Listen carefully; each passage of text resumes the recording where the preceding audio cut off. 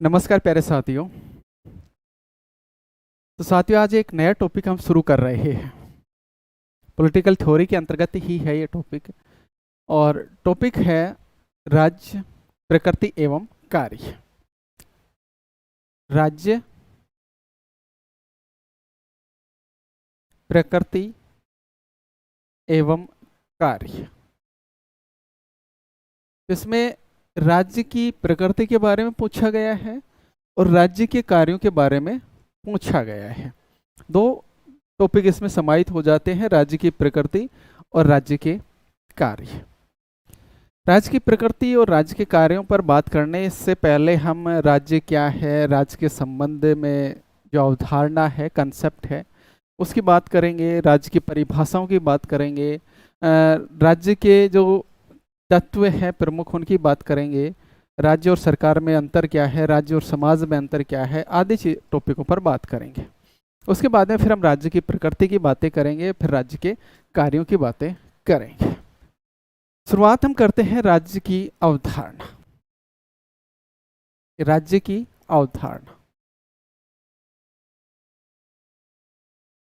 देखो, राज्य जो शब्द है इसको इंग्लिश में कहा जाता है स्टेट।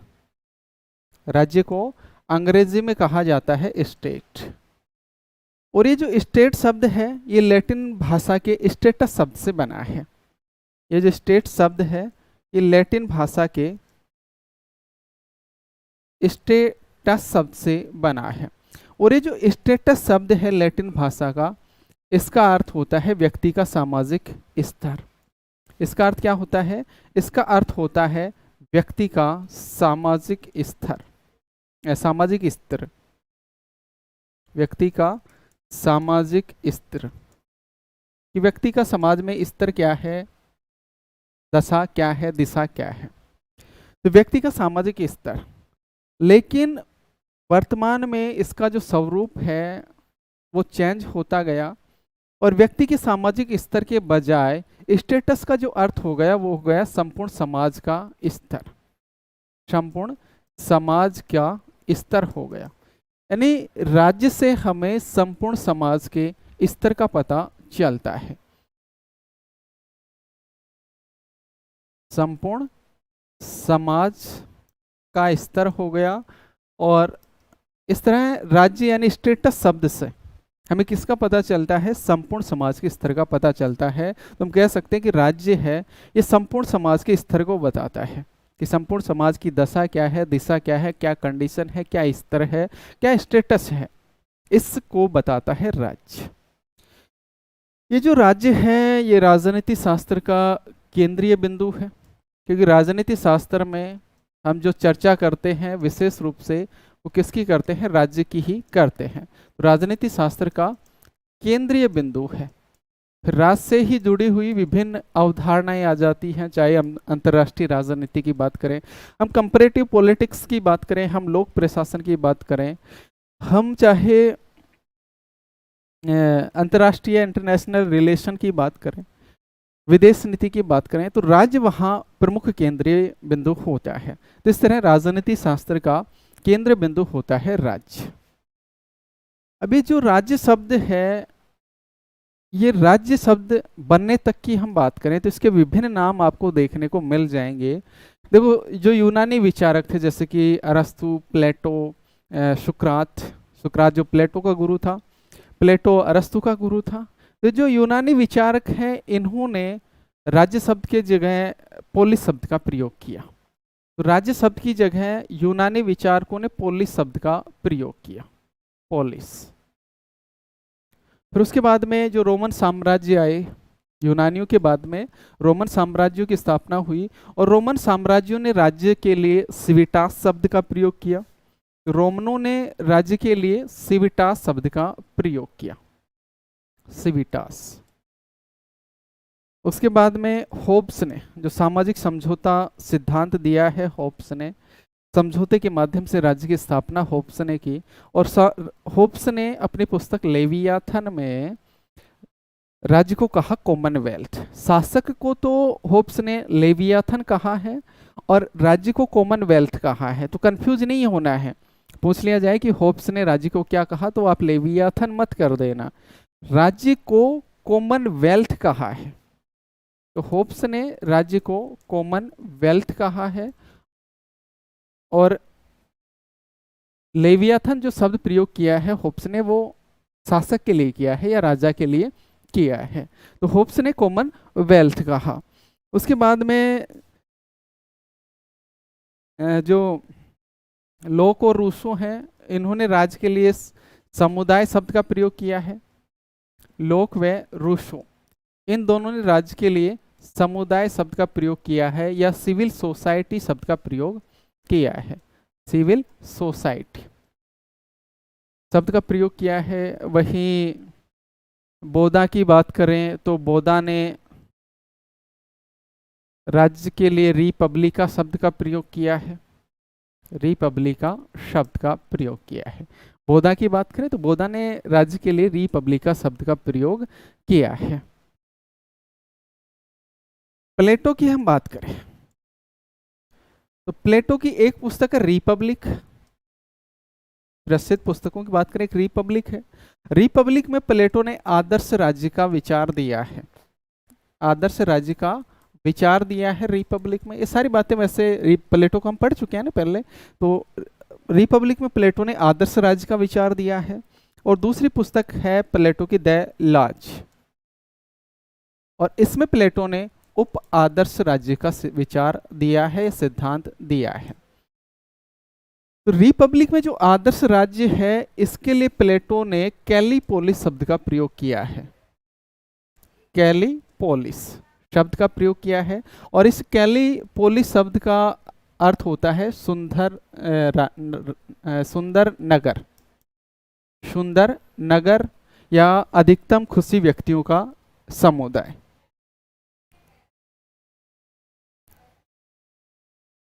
तो आदर्श राज्य के लिए प्लेटो ने कैलीपोलिस शब्द का प्रयोग किया, और इस कैलीपोलिस शब्द का अर्थ होता है सुंदर नगर या अधिकतम खुश लोगों का समुदाय। वही जो उप आदर्श राज्य है, इसको प्लेटो ने मैग्नीसिया कहा है। मैग्नेसिया कहा है। ये दो शब्द और याद रखिएगा कि प्लेटो ने रिपब्लिक में उल्लेखित आदर्श राज्य के लिए कैलीपोलिस शब्द का प्रयोग किया है, और द लॉज में उल्लेखित उप आदर्श राज्य के लिए मैग्नेसिया शब्द का प्रयोग किया है। वहीं अरस्तु ने राज्य को कायोनोनिया कहा है। कायोनोनिया।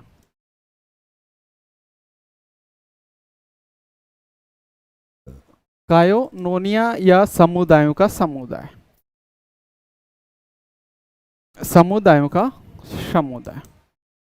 तो अरस्तु को ने राज्य के लिए इसके शब्द का प्रयोग किया है कायोनोनिया का, या समुदायों के समुदाय शब्द का प्रयोग किया है। हम आधुनिक संदर्भ की बात करें तो आधुनिक संदर्भ में राज्य शब्द का जो सबसे पहली बार प्रयोग किया गया था, वो मैकियावली के द्वारा किया गया था। तो आधुनिक संदर्भ में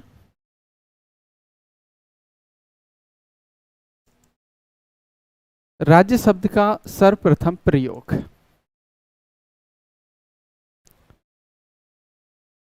मैकियावली ने किया।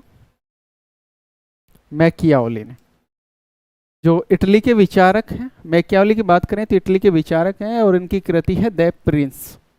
द प्रिंस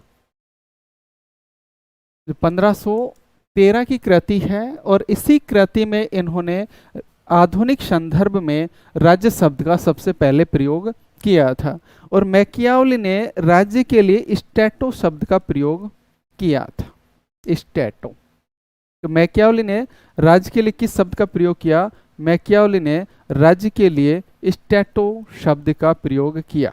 ये भी ध्यान रखिए कि मैकियावली ने आधुनिक संदर्भ में सर्वप्रथम राज्य शब्द का प्रयोग किया है। द प्रिंस पुस्तक में किया, जो 1513 की पुस्तक है, और इसमें राज्य के लिए द स्टैटो शब्द का प्रयोग किया है। राज्य के लिए किस शब्द का प्रयोग किया है?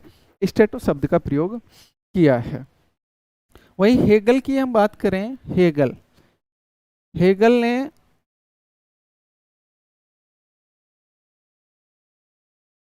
हेगल ने राज्य के लिए राष्ट्र राज्य शब्द का प्रयोग किया है, राष्ट्र राज्य शब्द का प्रयोग किया है नेशन स्टेट का, नेशन स्टेट। रट लेना, इन शब्दों को पूछे जा सकते हैं। तो हेगल ने राज्य के लिए किस शब्द का प्रयोग किया है? नेशन स्टेट या राष्ट्र राज्य शब्द का प्रयोग किया है। 17वीं सदी में फ्रांस और इटली में, फ्रांस और इंग्लैंड में, सॉरी इंग्लैंड में, राज्य को एक राजनीतिक इकाई के रूप में मान्यता मिली, राज्य को राजनीतिक इकाई के रूप में मान्यता।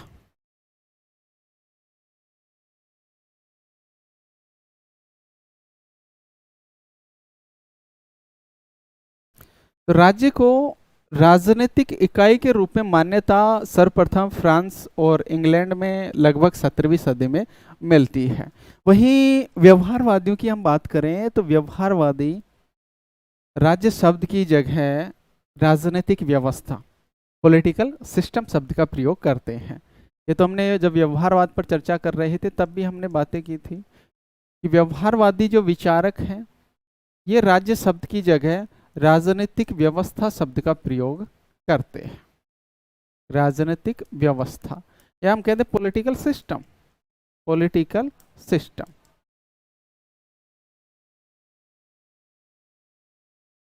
पॉलिटिकल सिस्टम शब्द का प्रयोग किया है व्यवहारवादियों। ठीक, अब राज्य की कुछ परिभाषाओं की बात कर लेते हैं। राज्य की परिभाषाएं,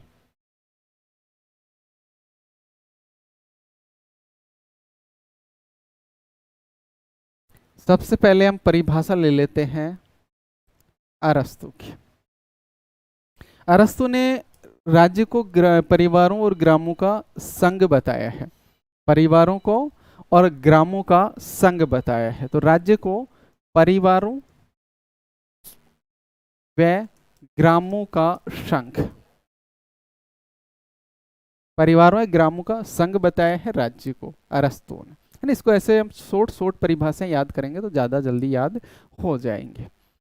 जैसे इन्होंने पूरी परिभाषा कुछ इस तरह से लिखी है कि राज्य परिवारों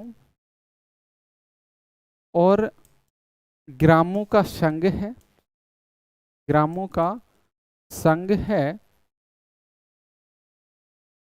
जिसका उद्देश्य इस एक पूर्ण आत्मनिर्भर, जिसका उद्देश्य एक पूर्ण आत्मनिर्भर तथा जिसका उद्देश्य एक पूर्ण आत्मनिर्भर जीवन की स्थापना करना है, पूर्ण आत्मनिर्भर जीवन की स्थापना करना है। ये अरस्तु ने परिभाषा लिखी है। तो अरस्तु की परिभाषा क्या होगी कि राज्य परिवारों और ग्रामों का एक संघ है और जिसका उद्देश्य है एक पूर्ण आत्मनिर्भर जीवन की प्राप्ति करना। यानी इस ग्रामों में, इस राज्य में, जिसके लिए अरस्तु नगर राज्य शब्द का प्रयोग करता है, पोलिस शब्द का प्रयोग करता है, ये जो नगर राज्य बनेगा, जो परिवारों और ग्रामों का समूह होगा और ये जो नगर राज्य है ये पूर्ण आत्मनिर्भर होगा, इसकी संपूर्ण आवश्यकताएं नगर राज्य में पूरी हो जाएंगी। ठीक है, ये अरस्तु की परिभाषा हो गई। अरस्तु के बाद हम बोधा की परिभाषा ले लें। बोधा, और बोधा ने राज्य को परिवारों और परिवारों की संयुक्त संपत्ति का समुदाय कहा है। राज्य को परिवारों और ग्रामों का संघ तो अरस्तु ने कहा, और बोधा ने राज्य को परिवारों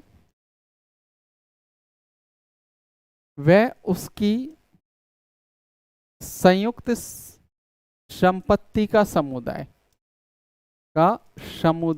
कहा है। इस तरह छोटे छोटे शब्द याद रख लीजिए, पूरी परिभाषाएं याद नहीं रहती है तो भी हम एग्जाम में जब आएगा क्वेश्चन तो आसानी से कर देंगे।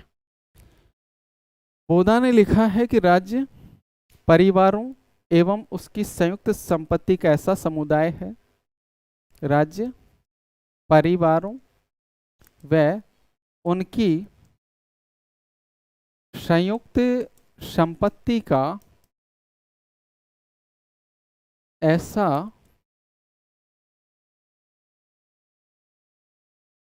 समुदाय है जो सर्वोच्च सत्ता एवं विवेक द्वारा शासित होता है, जो सर्वोच्च सत्ता एवं विवेक द्वारा शासित होता है।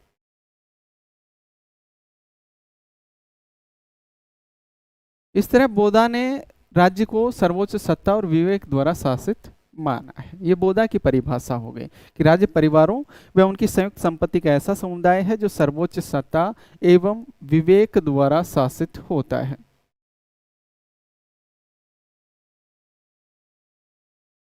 इसके बाद में हम परिभाषा ले लेते हैं सिसरो की। और सिसरो ने राज्य को बहुसंख्यक समुदाय कहा है। बहुसंख्यक समुदाय, राज्य को बहुसंख्यक समुदाय के रूप में परिभाषित जो किया है वो सिसरो ने किया है। सिसरो ने लिखा है कि राज्य एक ऐसा बहुसंख्यक समुदाय है, राज्य एक ऐसा बहुसंख्यक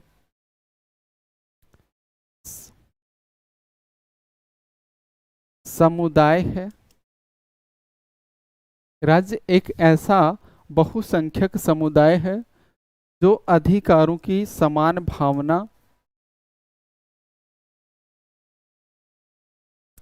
जो अधिकारों की समान भावना तथा लाभ उठाने में आपसी सहायता द्वारा जुड़ा होता है, सहायता द्वारा जुड़ा होता है।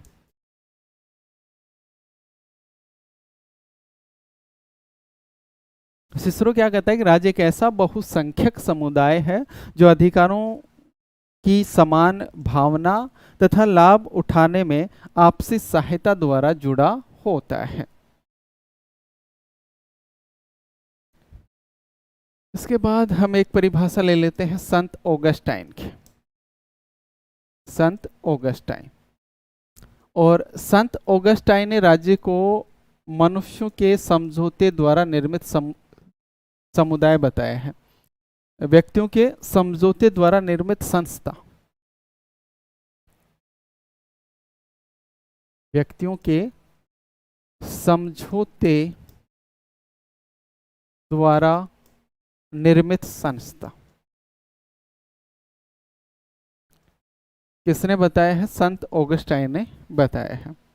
संत ऑगस्टाइन ने परिभाषा दी है कि राज्य ऐसे व्यक्तियों के द्वारा, राज्य ऐसे व्यक्तियों के समझौते द्वारा निर्मित संस्था है, राज्य ऐसे व्यक्तियों के समझौते द्वारा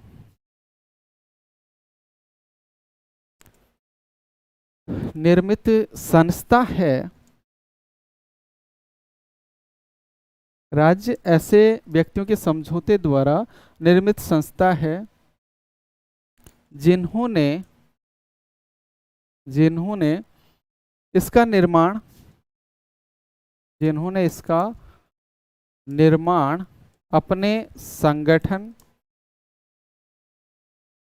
जिन्होंने इसका निर्माण अपने संगठन और कर्तव्यों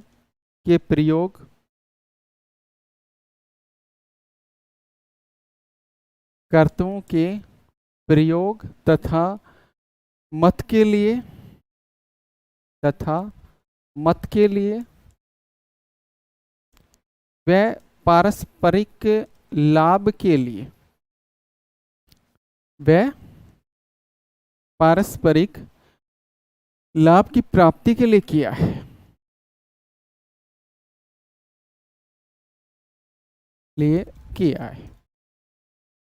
तो सेंट ऑगस्टाइन या संत ऑगस्टाइन ने राज्य को व्यक्तियों के समझौते द्वारा निर्मित संस्था माना है और इन्होंने लिखा है कि राज्य ऐसे व्यक्तियों के समझौते द्वारा निर्मित संस्था है जिन्होंने इसका निर्माण अपने संगठन के लिए, अपने कर्तव्यों के प्रयोग के लिए, अपने मत के लिए और पारस्परिक लाभ प्राप्ति के लिए इसका निर्माण किया है।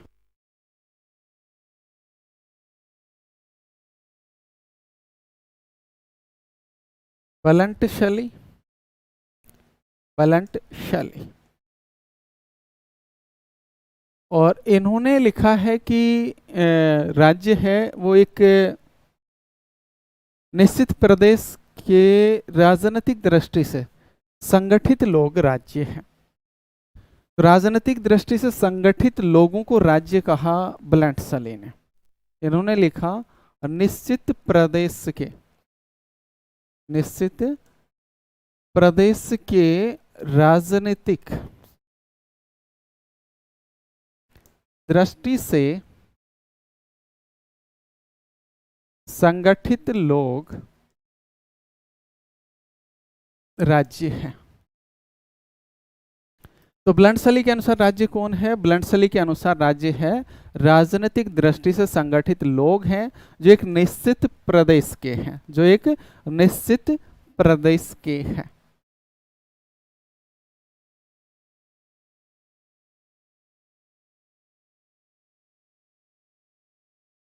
होलैंड, और होलैंड ने राज्य को असंख्य मनुष्यों का एक संगठन बताया है। असंख्य मनुष्यों का एक संगठन।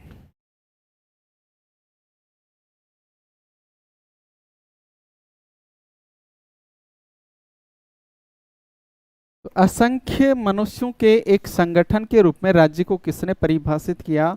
होलैंड ने परिभाषित किया है।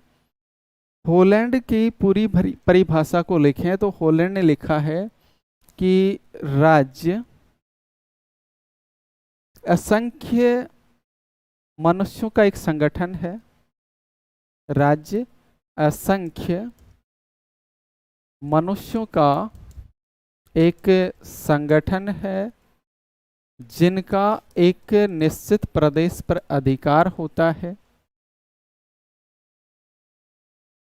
जिनका एक निश्चित प्रदेश पर अधिकार होता है,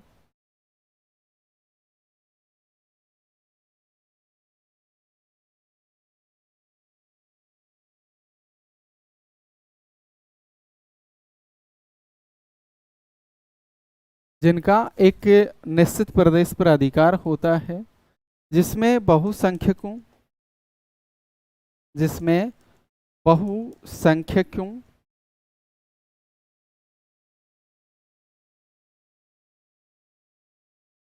या एक निश्चित वर्ग की इच्छा, एक निश्चित वर्ग की इच्छा, जिसमें बहुसंख्यकों या निश्चित वर्ग की इच्छा, उनकी संख्या या उनके वर्ग के कारण या उनके वर्ग के कारण विरोधियों के विरुद्ध चलती है, विरोधियों के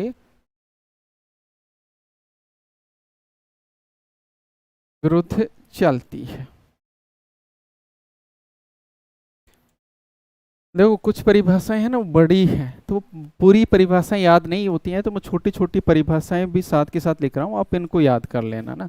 बड़ी हो जाए एक दो बार पढ़ लेना, थोड़ी बहुत याद रह जाए तो ठीक है, ना रहे तो कोई बात नहीं है। बस आप इसको ऐसे याद रख लेंगे ना कि होलैंड ने राज्य को क्या माना है? असंख्य मनुष्यों का संगठन माना है। इतना याद कर लेना, ज़्यादा भी याद ना रहे, बाकी फिर एग्जाम में जब होगा तो हम सही कर देंगे, क्योंकि वहाँ आपको ऑप्शन पे निशान लगाना है, लिखना नहीं है। तो होलैंड ने असंख्य मनुष्यों का संगठन कहा है राज्य को, और लिखा है कि राज्य है वो असंख्य मनुष्यों का एक संगठन है जिनका एक निश्चित क्षेत्र पर या प्रदेश पर अधिकार होता है, जिसमें बहुसंख्यकों का या फिर निश्चित वर्ग की इच्छा है वो उनकी संख्या के कारण या फिर उनके वर्ग के कारण विरोधियों के विरुद्ध चलती है।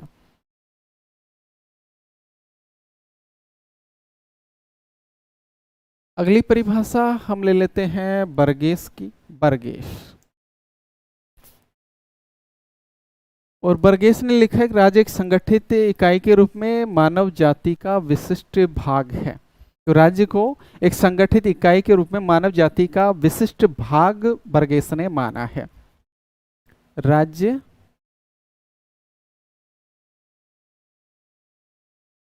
एक संगठित इकाई के रूप में मानव जाति का विशिष्ट भाग है। राज्य को एक संगठित इकाई के रूप में मानव जाति का विशिष्ट भाग किसने माना? बर्गेस ने माना है। वुड्रो विल्सन, वुड्रो विल्सन, और इन्होंने राज्य को पृथ्वी के किसी निश्चित भाग में शांतिमय जीवन के लिए संगठन माना है। शांतिमय जीवन के लिए संगठित जनता को राज्य माना है। तो इन्होंने लिखा है कि पृथ्वी के निश्चित प्रदेश में या निश्चित भाग में या प्रदेश में शांति में जीवन के लिए, शांति में जीवन के लिए संगठित जनता राज्य है।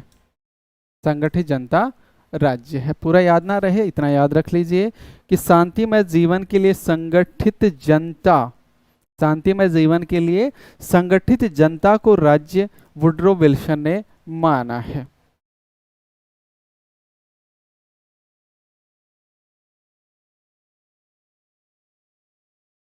विलोबी,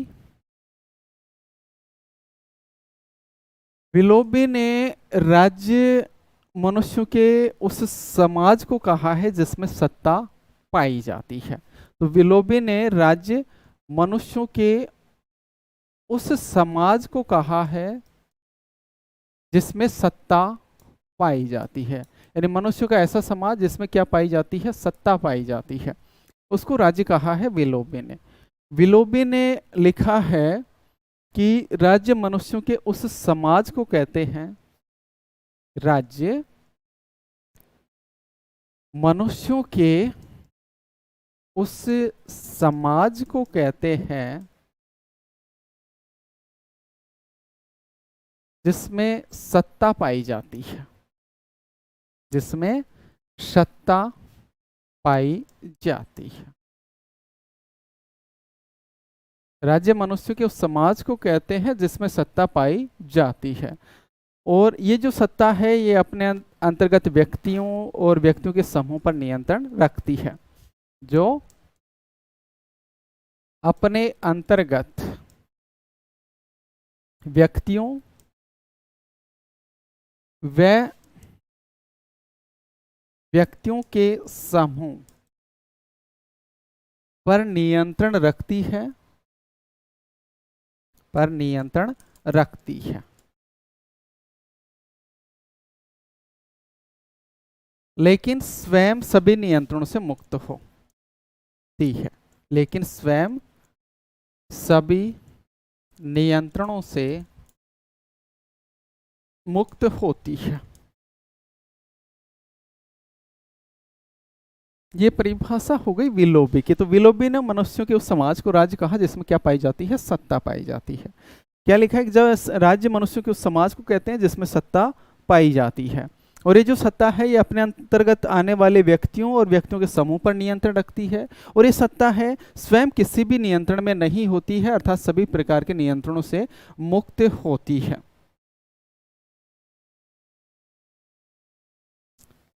एक परिभाषा हम ले लें लोस्की की। लोस्की, और लोस्की ने राज्य को भूमिगत समाज कहा है। भूमिगत समाज, राज्य को भूमिगत समाज कहा लोस्की ने। इन्होंने लिखा है लोस्की ने कि राज्य एक भूमिगत समाज है जो शासक और शासितों में बटा है। राज्य एक भूमिगत समाज है जो शासक एवं शासितों में बटा है।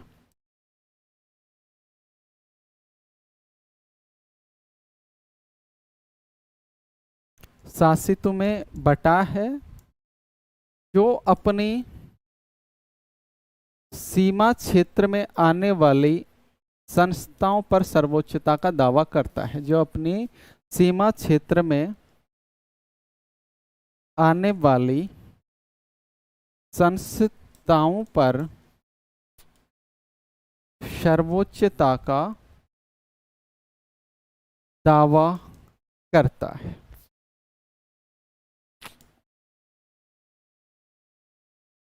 लास्की, तो लास्की ने राज्य को भूमिगत समाज कहा और कहा कि राज्य एक भूमिगत समाज है जो शासक एवं शासितों में बटा है।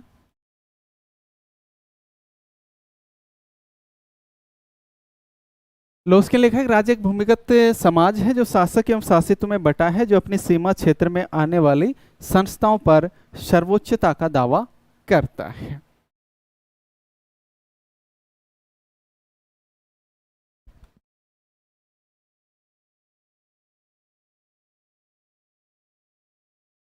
इसके बाद में एक परिभाषा हम ओपनहेम की ले लें। ओपनहेम, और ओपनहेम ने लिखा है कि जब किसी देश में बसने वाले लोग, जब किसी देश में बसने वाले लोग अपनी संपूर्ण प्रभुत्व सरकार के अधीन होते हैं, तब वहां राज्य की स्थापना होती है। अपनी संपूर्ण प्रभुत्व संपन्न सरकार के अंतर्गत होते हैं,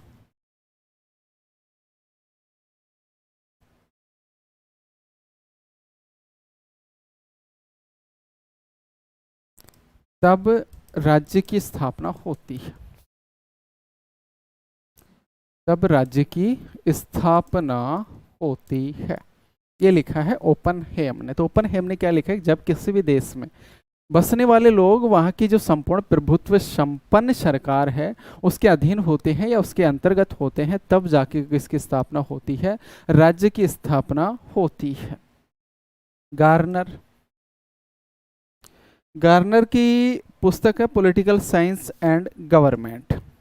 political science and government Garner की पुस्तक है, और इसमें कहा है गार्नर ने कि राजनीति विज्ञान का आरंभ एवं अंत राज्य से है। राजनीति विज्ञान का आरंभ एवं अंत राज्य से है। यह तो सिंपल सी परिभाषा है, याद भी हो गई होगी, कई बार इसकी चर्चा हमारी पहले भी हो गई है। जब पॉलिटिकल थ्योरी शुरू की थी हमने, तब भी इस पे चर्चा की थी। तो पॉलिटिकल साइंस एंड गवर्नमेंट 1928 की ये प्रकाशित कृति है, और इसमें इन्होंने कहा है कि राजनीति विज्ञान का आरंभ एवं अंत राज्य से है। एक परिभाषा हम ले लेते हैं गैटेल की, और इन्होंने कहा है कि जो राजनीति विज्ञान है ये राज्य का विज्ञान है, गैटेल। और इन्होंने कहा कि राजनीति विज्ञान राज्य का विज्ञान है। राजनीति विज्ञान को राज्य का विज्ञान कहा किसने, गार्नर, गैटेल ने। राजनीति विज्ञान राज्य का विज्ञान है, गैटेल। प्लेटो, और प्लेटो ने राज्य को मानव आत्मा का विकसित रूप कहा है। मानव आत्मा का विकसित रूप।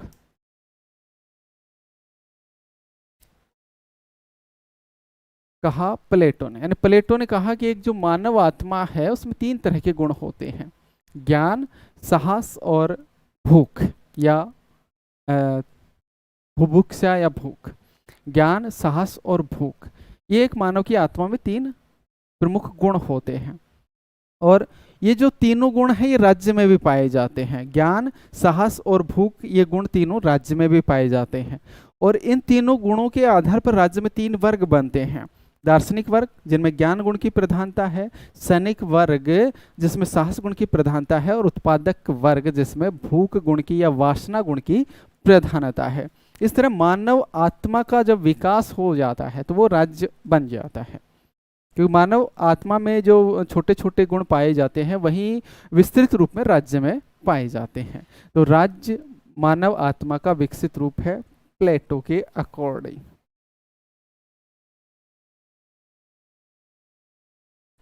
संत ऑगस्टाइन ने कहा है कि राज्य की जो स्थापना है ना ईश्वर के द्वारा की गई है।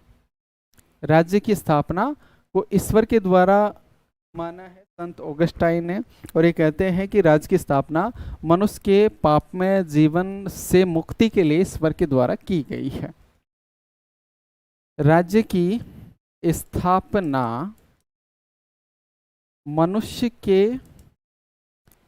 पापमय जीवन से मुक्ति प्रदान करने के लिए, पापमय जीवन से मुक्ति प्रदान करने के लिए राज्य ईश्वर ने की है, ईश्वर ने की है।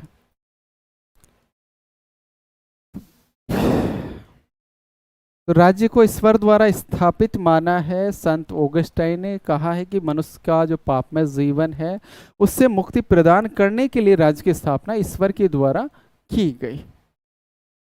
इसी तरह जो एक्विनास हैं, संत एक्विनास, ये भी कहते हैं कि राज्य की शक्ति का जो अंतिम स्रोत है ना वो ईश्वर है। तो राज्य की शक्ति का अंतिम स्रोत ईश्वर को माना है एक्विनास ने, संत एक्विनास।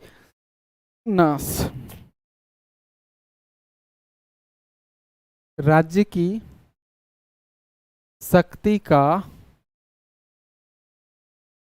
अंतिम स्रोत ईश्वर है।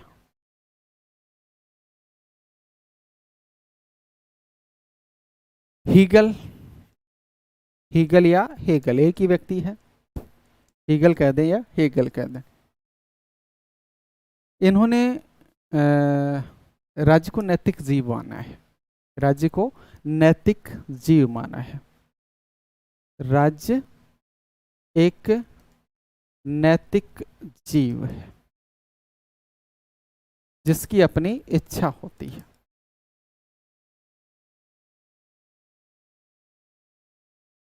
इच्छा होती है। इसके अलावा इन्होंने राज्य को पृथ्वी पर ईश्वर का अवतरण भी माना है। राज्य को पृथ्वी पर ईश्वर का अवतरण, राज्य को पृथ्वी पर ईश्वर का अवतरण इन्होंने माना है।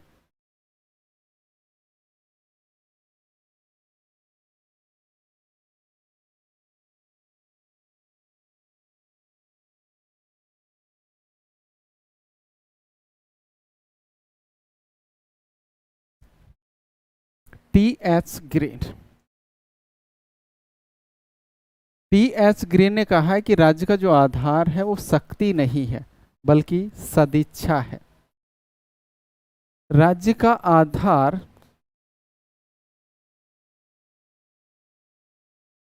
शक्ति नहीं बल्कि सदिच्छा है। राज्य का आधार शक्ति नहीं बल्कि सदिच्छा है। तो राज्य का आधार को शक्ति के बजाय सदिच्छा या इच्छा किसने माना है? टी.एच. ग्रीन। वहीं समझौतावादी जो विचारक हैं होब्स, लोक, इन्होंने राज्य को कृत्रिम माना है। समझौतावादी विचारक होब्स और लोक, इन्होंने राज्य को कृत्रिम संस्था माना है। वहीं प्लेटो, अरस्तु, सिसरो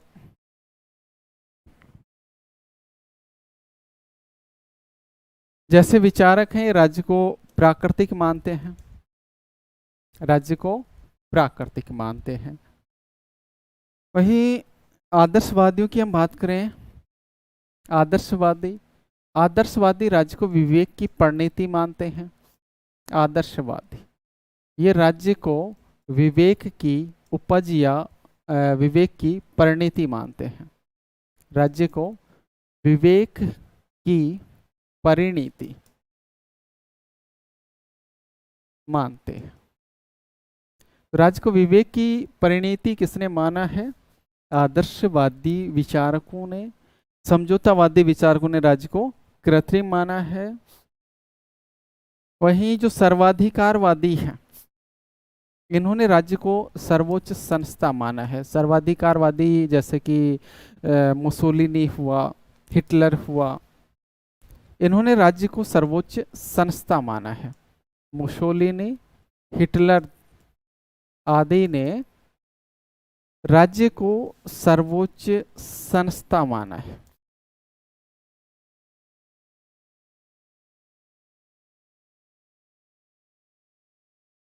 वहीं जो व्यक्तिवादी विचारक हैं, ये राज्य को आवश्यक बुराई मानते हैं। व्यक्तिवादी विचारक राज्य को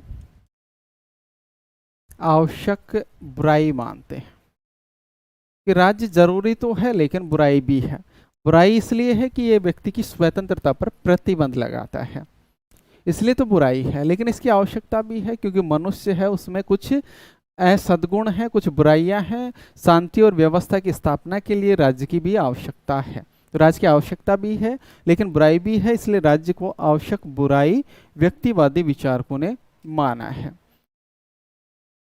इसके अलावा ऑस्टिन हुआ, बोदा हुआ, बेंथम हुआ, होलैंड हुआ, इन विचारकों ने राज्य को कानूनी संस्था माना है। ऑस्टिन, होब्स, बोदा, होलैंड आदि विचारकों ने राज्य को कानूनी संस्था माना है। ये छोटे छोटे क्वेश्चन है, सीधे सीधे पूछ लिए जाते हैं ना, इनको अच्छे से समझ लेना, अच्छे से याद कर लेना, है ना। ये बड़े कंफ्यूज भी करेंगे एग्जाम के समय में, किसने कौन सा माना है, बड़े कंफ्यूज करेंगे, तो इसको 2-3 बार देख लेना अच्छे से। तो राज्य को कानूनी संस्था बोदा, होप्स, होलैंड, जॉन ऑस्टिन जैसे विचारकों ने माना है।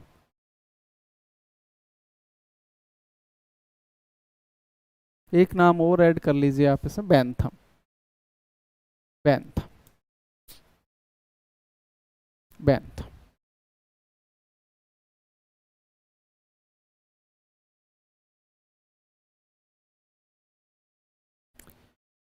बेंथम ने लिखा है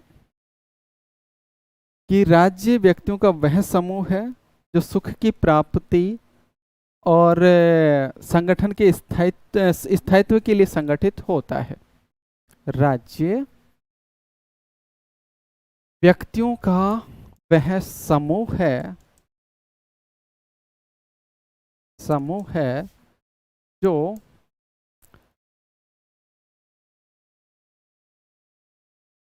सुख की प्राप्ति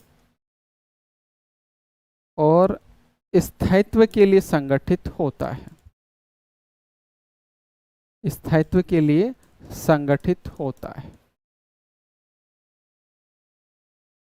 यानी राज्य है ये व्यक्तियों का समूह है और जिसका उद्देश्य क्या है? सुख की प्राप्ति है और स्थायित्व है। बेंथम कहता है कि ये जो उद्देश्य है, इस उद्देश्य को राज्य कानून के माध्यम से प्राप्त करता है, और कानून है ये आज्ञा भी है और नियंत्रण भी है। तो होब्स कहता है कि ये जो सुख और स्थायित्व का जो उद्देश्य है, इस उद्देश्य को राज्य कानून के माध्यम से प्राप्त करता है, और ये जो कानून है ये आज्ञा भी है, ये जो कानून है ये आज्ञा भी है, और ये जो कानून है ये नियंत्रण भी है। दोनों चीजें हैं, कानून आज्ञा भी है, कानून नियंत्रण भी है, बेंथम के अकॉर्डिंग। वही हम मार्क्सवादी विचारकों की बात करें तो मार्क्सवादी विचारक राज्य को शोषण का यंत्र मानते हैं। तो मार्क्सवादी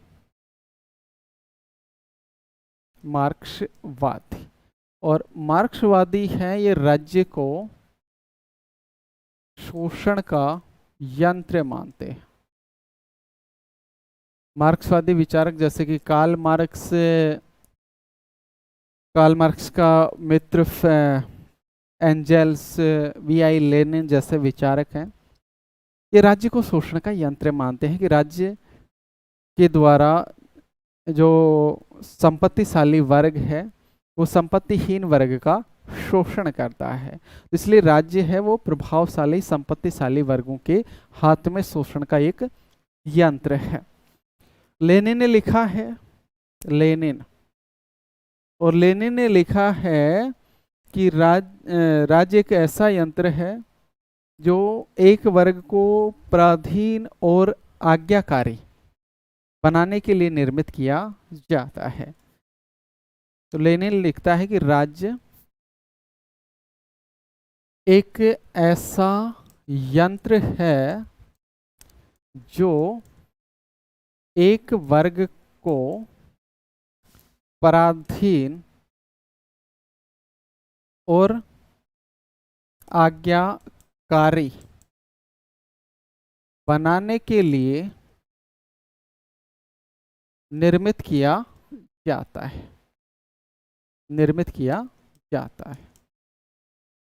तो लेनिन ने राज्य को एक यंत्र माना है, ऐसा यंत्र माना है जिसके माध्यम से एक वर्ग है वो दूसरे वर्ग को पराधीन और आज्ञाकारी बनाता है, और एक वर्ग को दूसरे वर्ग के द्वारा पराधीन और आज्ञाकारी बनाने के लिए ही राज्य का निर्माण किया गया है। ये मानना है वी.आई. लेनिन का। और मार्क्स कहता है कि राज्य है वर्ग संघर्ष का परिणाम है। मार्क्स ये कहते हैं कि राज्य है वर्ग संघर्ष का परिणाम है, और वर्ग का निर्माण है शोषण के आधार पर होता है। राज्य वर्ग संघर्ष का परिणाम है, और वर्ग का निर्माण, राज्य वर्ग शोषण का परिणाम है और वर्ग का निर्माण शोषण के आधार पर होता है, शोषण के आधार पर होता है। देखो कार्ल मार्क्स की हम बात करें तो कार्ल मार्क्स कहता है कि हम किसी भी युग की बात करें, कोई भी युग की बात करें, उस युग में एक दो वर्ग होते हैं। कोई भी युग है इसमें दो वर्ग होते हैं। एक वर्ग वो होता है जिसके पास संपत्ति होती है, यानी संपत्तिशाली होता है, और दूसरा वर्ग वो होता है जिसके पास संपत्ति नहीं होती है, अर्थात संपत्तिहीन होता है। सबसे पहले जब संपत्तिशाली और संपत्तिहीन बने तो उस युग में जो संपत्तिशाली था वो था स्वामी, और संपत्तिहीन था वो दास था। इस दास में जब ये वर्ग चेतना जागी तो इसने स्वामी का विरोध किया, और स्वामी ने अपने विरोध को रोकने के लिए राज्य नामक एक यंत्र का आविष्कार कर दिया, जो स्वामी को संरक्षित करेगा, स्वामी को प्रोटेक्ट करेगा, और दास का क्या करेगा, दमन करेगा। और फिर उस राज्य नामक के जो यंत्र था उससे इस दास का शोषण प्रारंभ किया स्वामी वर्ग ने। तो इस तरह इन दोनों में, यानी संपत्तिशाली और संपत्तिहीन में जब संघर्ष पैदा हुआ तो संघर्ष के से बचने के लिए जो संपत्तिशाली या जो स्वामी था इसने राज्य का निर्माण किया, जो इस तरह राज्य है वो वर्ग संघर्ष का परिणाम है, और वर्ग का जो निर्माण है शोषण पर आधारित है, अर्थात संपत्तिहीन है, इसका शोषण किया जाता है, अर्थात ये शोषित वर्ग है, और जिसका शोषण संपत्तिशाली के द्वारा किया जाता है, जो एक शोषक वर्ग है, जो क्या है, एक शोषक वर्ग है।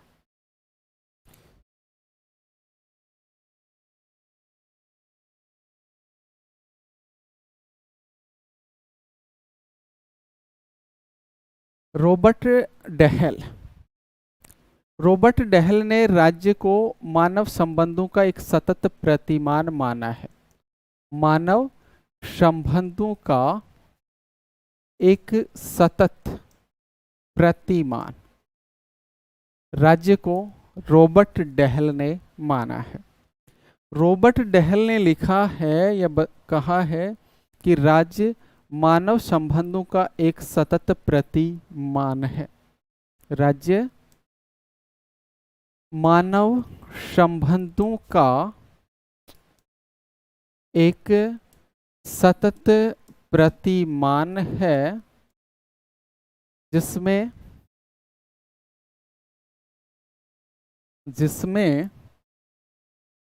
शक्ति,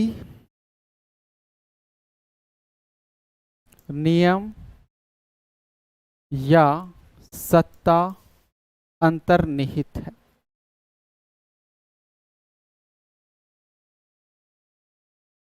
अंतर्निहित।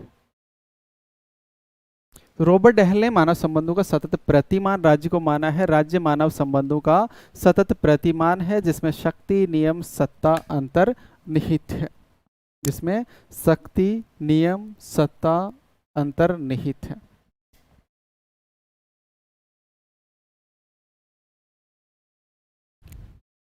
वहीं जो शक्ति सिद्धांत के प्रतिपादक हैं, जैसे कि कैटलिन हुआ, शक्ति सिद्धांत के प्रतिपादक, जैसे कि कैटलिन, मैकियावली, हेराल्ड लासवेल वगैरह जो विचारक हैं, ये राज के शक्ति सिद्धांत के प्रतिपादक हैं। और ये जो शक्ति सिद्धांत के प्रतिपादक विचारक हैं, ये राज्य को संप्रभु क्षेत्रात्मक समूह मानते हैं। संप्रभु क्षेत्रात्मक समूह।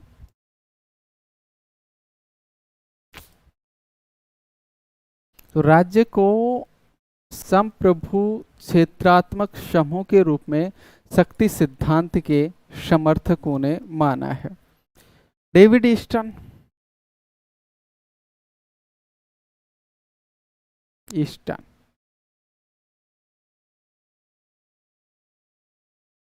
इनके अनुसार जो राज्य है वो समाज में मूल्यों का आधिकारिक आवंटन करने वाली व्यवस्था है।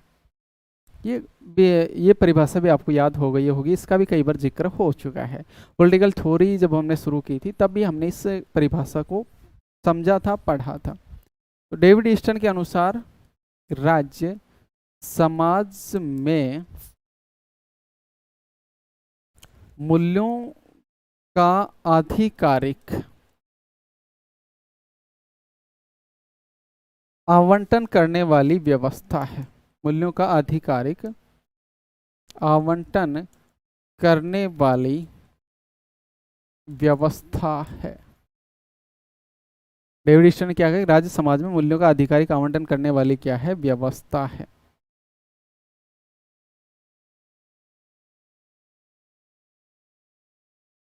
हर्बर्ट स्पेंसर, मैक्स वेबर को ले लेते हैं पहले हम। मैक्स वेबर ने कहा कि राज्य वह इकाई है जिसके पास दंडकारी शक्ति का एकाधिकार है। राज्य वह इकाई है जिसके पास दंडकारी शक्ति का एकाधिकार है। तो दंडकारी शक्ति का एकाधिकार राज्य के पास है, ये मैक्स वेबर ने इस तरह की परिभाषा दी है। हर्बर्ट स्पेंसर, हर्बर्ट स्पेंसर और हर्बर्ट स्पेंसर ने लिखा है कि राज्य पारस्परिक निश्चितता वाली एक सुरक्षात्मक कंपनी है। राज्य पारस्परिक निश्चितता वाली एक सुरक्षात्मक कंपनी है ना, कंपनी।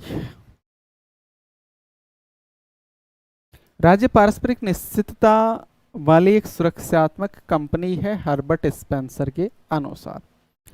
ये राज्य की कुछ परिभाषाएं हो गई, हो तो काफी गई, कुछ तो नहीं है लेकिन काफी हो गई है ना। लेकिन इनको याद करने का प्रयास करना, कुछ कुछ शब्दों को पकड़ लेना, कंप्लीट याद ना रहे, यहाँ से क्वेश्चन बनने की संभावना पूरी की पूरी रहती है। तो पूरी लाइन याद ना रहे तो कोई दिक्कत नहीं है, पूरी लाइन याद करने की आवश्यकता भी नहीं है, छोटे छोटे शब्द पकड़ लेना और उनको बार बार या तो लिख के या फिर दोहरा के या आपस में डिस्कस करके, है ना, याद कर लेना। 2-3 बार ऐसा करोगे तो ये चीजें हैं ना आपको याद हो जाएंगी, यहाँ से क्वेश्चन बनने की संभावना रहती है। ठीक है, परिभाषाएं हो गई। अब हम ले लेते हैं राज्य के तत्व। राज्य के तत्व, गार्नर ने राज्य के 4 तत्व बताए। गार्नर ने राज्य के 4 तत्व बताए हैं और इन 4 तत्वों की हम बात करें तो पहला तत्व है जनसंख्या, दूसरा तत्व है निश्चित भूभाग,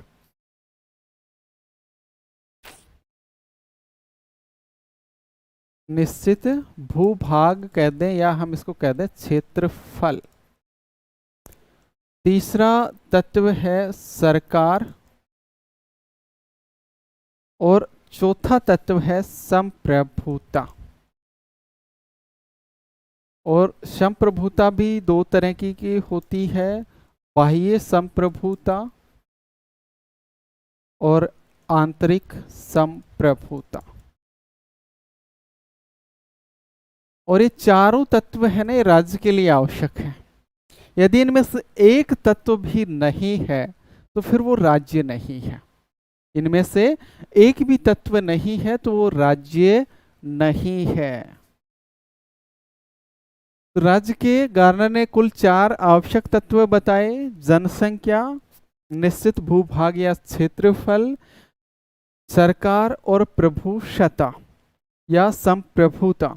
प्रभुसत्ता भी 2 तरह की होती है, बाह्य प्रभुसत्ता और आंतरिक प्रभुसत्ता। अर्थात राज्य विदेश नीति के संदर्भ में या बाह्य मामलों में संपूर्ण प्रभुत्व संपन्न होना चाहिए, बाह्य प्रभुसत्ता। राज्य अपने आंतरिक मामलों में संपूर्ण प्रभुत्व संपन्न होना चाहिए, किसी भी देश का किसी भी प्रकार का कोई नियंत्रण नहीं होना चाहिए, मतलब आंतरिक संप्रभुता। ठीक है, एक एक कुछ समझते हैं हम। सबसे पहले ले ले हम जनसंख्या।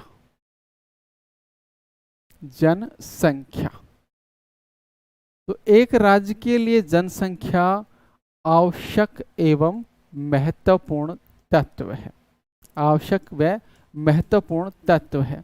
अर्थात जिस राज्य में जनसंख्या नहीं है, लोग नहीं है, वो राज्य नहीं हो सकता, वो राज्य नहीं हो सकता। राज्य के लिए जनसंख्या होना जरूरी है, लोग होने जरूरी है, यानी बिना जनसंख्या के राज्य का निर्माण हो ही नहीं सकता।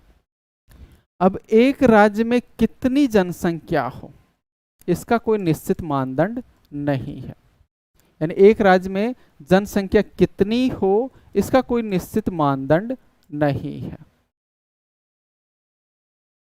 कुछ विचारकों ने जनसंख्या के संदर्भ में बातें की है, जैसे कि प्लेटो ने अपनी पुस्तक दे लोज में जिस उप आदर्श राज्य की बात की, उसमें प्लेटो ने जनसंख्या को 5040 बताया। तो प्लेटो की जो पुस्तक है दे लोज, इस डायलॉज में प्लेटो ने उप आदर्श राज्य का वर्णन किया है और इस उप आदर्श राज्य की जनसंख्या का उल्लेख प्लेटो ने किया है और ये जनसंख्या 5040 बताई है। रूसो ने भी जनसंख्या का उल्लेख किया है। रूसो कहता है कि एक आदर्श राज्य में जो जनसंख्या है वो 10,000 होनी चाहिए। आदर्श राज्य में जनसंख्या कितनी होनी चाहिए? 10,000 होनी चाहिए रूसो के अकॉर्डिंग। अरस्तु की हम बात करें तो अरस्तु ने जनसंख्या की निश्चित संख्या नहीं बताई है। अरस्तु ने जनसंख्या की निश्चित संख्या नहीं बताई है। इन्होंने केवल इतना कहा है कि ना तो जनसंख्या बहुत ज़्यादा हो और ना ही जनसंख्या अत्यधिक कम हो, ना तो बहुत ज़्यादा हो ना ही जनसंख्या अत्यधिक कम हो। जनसंख्या उतनी ही हो जितना कि एक आत्मनिर्भर जीवन के लिए आवश्यक है, अर्थात जो नगर राज्य है वो आत्मनिर्भर जीवन व्यतीत कर सके, इतनी ही जनसंख्या होनी चाहिए। तो अरस्तु ने केवल इतना कहा है कि जो जनसंख्या है ये न तो बहुत ज्यादा हो और न ही ये अत्यधिक कम हो, न ही ये अत्यधिक कम हो, बल्कि जनसंख्या उतनी हो जो जिससे जो नगर राज्य है वो आत्मनिर्भर जीवन व्यतीत कर सके, नगर राज्य आत्मनिर्भर जीवन व्यतीत कर सके, उतनी ही जनसंख्या होनी चाहिए।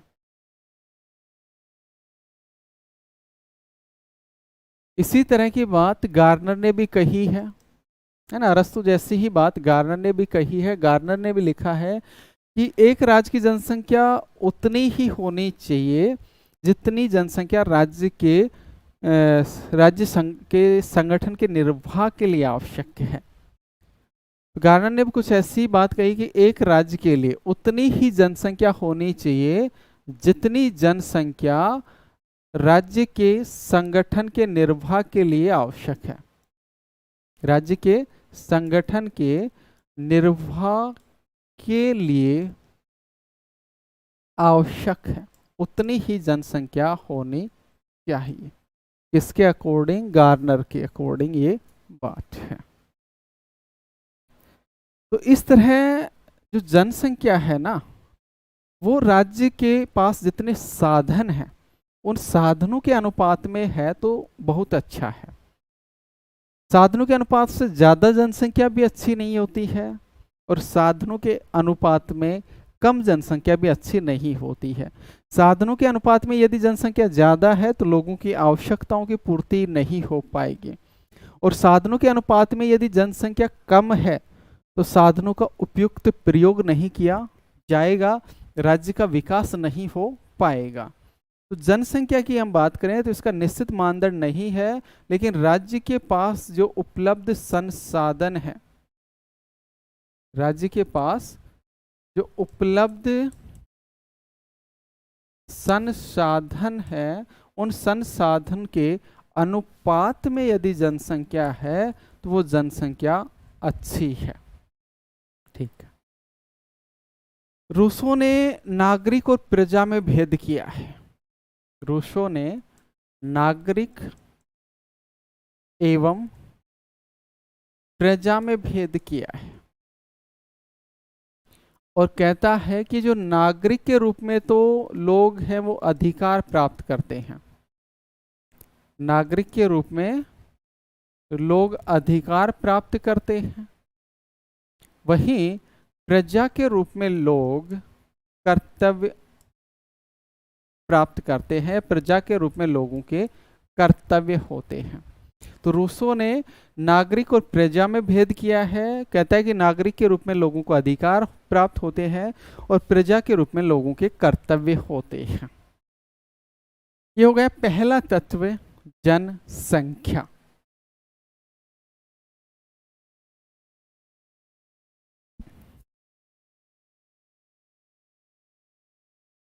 दूसरा तत्व, राज्य के लिए आवश्यक जो दूसरा तत्व है वो है निश्चित भूभाग। निश्चित भूभाग या हम कह दें क्षेत्रफल, यानी एक राज्य के लिए एक निश्चित भूभाग होना भी जरूरी है। निश्चित भूभाग नहीं है तो वह राज्य नहीं बन सकता है, वो राज्य नहीं हो सकता है। यानी राज्य की एक निश्चित क्या होनी चाहिए, टेरिटरी होनी चाहिए। इंग्लिश में इसको कहा जाता है टेरिटरी होनी जरूरी है। बिना टेरिटरी के भी एक राज्य नहीं हो सकता है। अब जिस तरह जनसंख्या की बात हमने की कि एक आदर्श राज्य के लिए कितनी जनसंख्या हो, इसका निश्चित मानदंड नहीं है, उसी तरह एक आदर्श राज्य में क्षेत्रफल कितना हो, इसका भी निश्चित मानदंड नहीं है। एक आदर्श राज्य में क्षेत्रफल कितना हो, इसका निश्चित मानदंड नहीं है, निश्चित मानदंड नहीं है।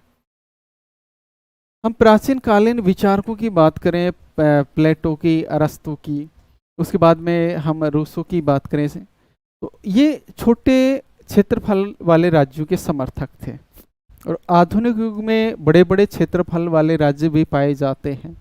तो छोटे क्षेत्रफल वाले राज्य भी हैं, मध्यम क्षेत्रफल वाले राज्य भी हैं और बड़े क्षेत्रफल वाले राज्य भी हैं। तो इस तरह राज्य के क्षेत्रफल का एक निश्चित मानदंड नहीं है।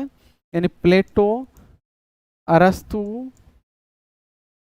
रूसो जैसे विचारकों ने छोटे क्षेत्रफल वाले राज्यों का समर्थन किया है, छोटे क्षेत्रफल वाले राज्यों का समर्थन किया है। और आधुनिक समय की हम बात करें तो बड़े क्षेत्रफल वाले राज्य भी पाए जाते हैं, बड़े क्षेत्रफल वाले राज्य भी पाए जाते हैं। इस तरह निश्चित क्षेत्र नहीं बताया जा सकता है। ये जो राज्य का क्षेत्रफल है या जो भू क्षेत्र है, इसके अंतर्गत केवल भूमि ही नहीं आती है बल्कि कई चीजें आ जाती हैं।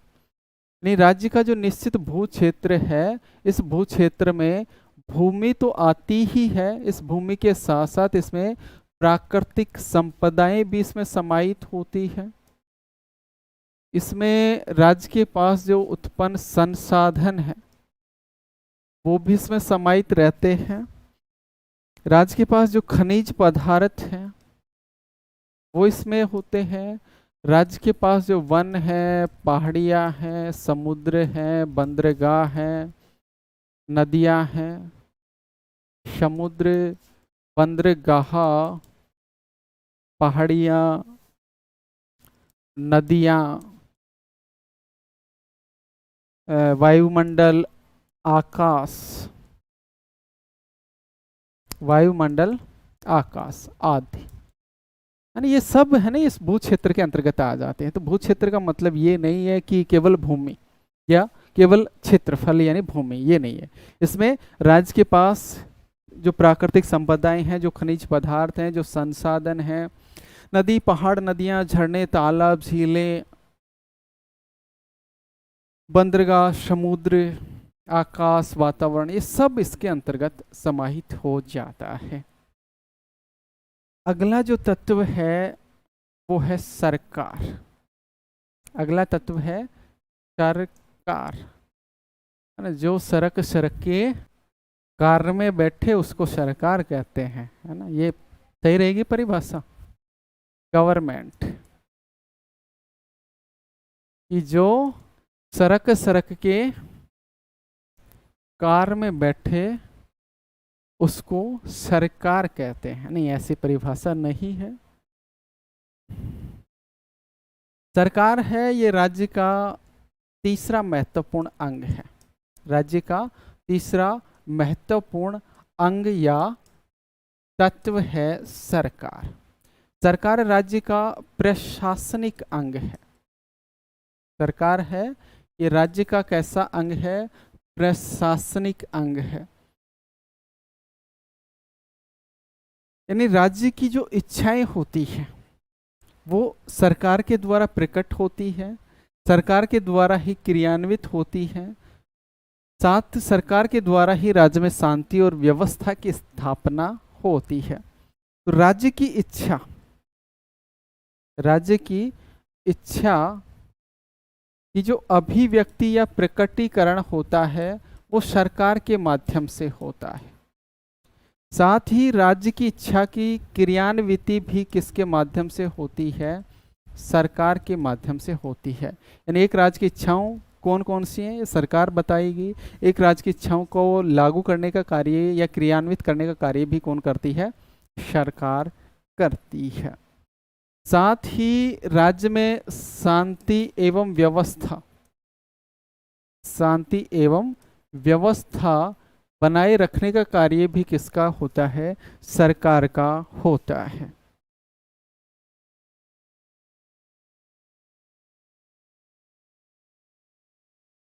गार्नर ने लिखा है सरकार के बारे में कि सरकार राज्य का वह साधन है, सरकार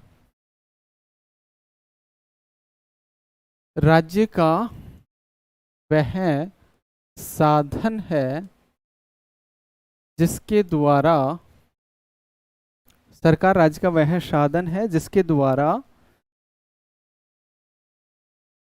राज्य के उद्देश्य यथार्थ सामान्य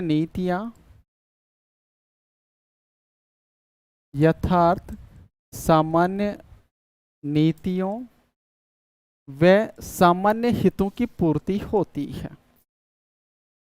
सामान्य हितों की पूर्ति होती है।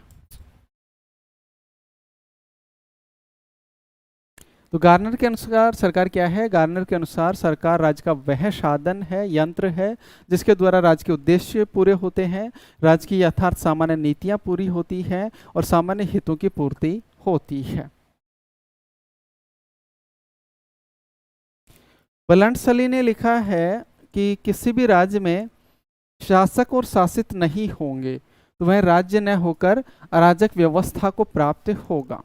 किसी राज्य में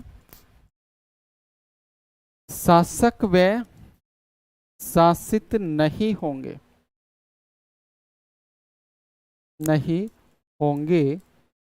तो वह राज्य न होकर अराजक वह राज्य न होकर अराजक व्यवस्था को प्राप्त होगा।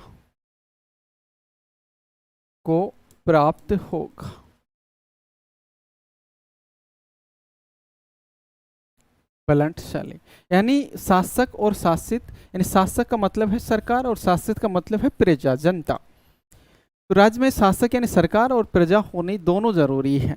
यदि राज्य में शासक और शासित नहीं होंगे तो राज्य नहीं होगा, बल्कि क्या होगा? अराजक व्यवस्था को प्राप्त होगा। इसलिए सरकार जरूरी है बलंटशाली के अकॉर्डिंग। गीडिंग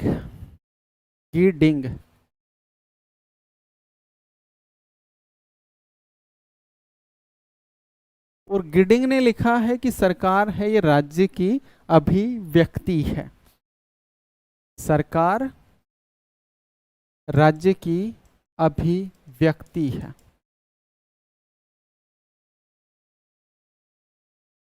ये गिडिंग महोदय ने लिखा है सरकार राज्य की अभिव्यक्ति है। अब वही बातें आती है कि सरकार कैसी हो। जैसे कि हमने बात की कि राज्य के लिए जनसंख्या कितनी हो, कोई निश्चित मानदंड नहीं है।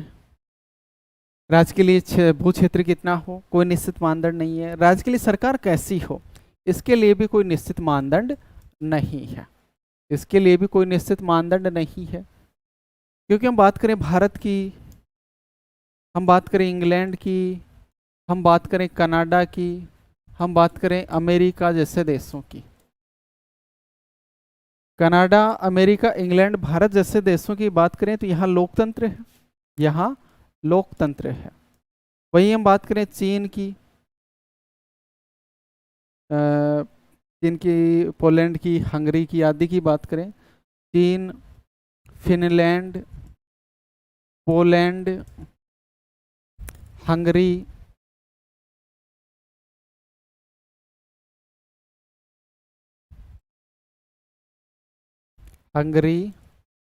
पोलैंड। यहाँ काफी समय से कम्युनिस्ट पार्टी सत्तारूढ़ है। कम्युनिस्ट पार्टी सत्तारूढ़ है, अर्थात यहाँ समाजवाद है।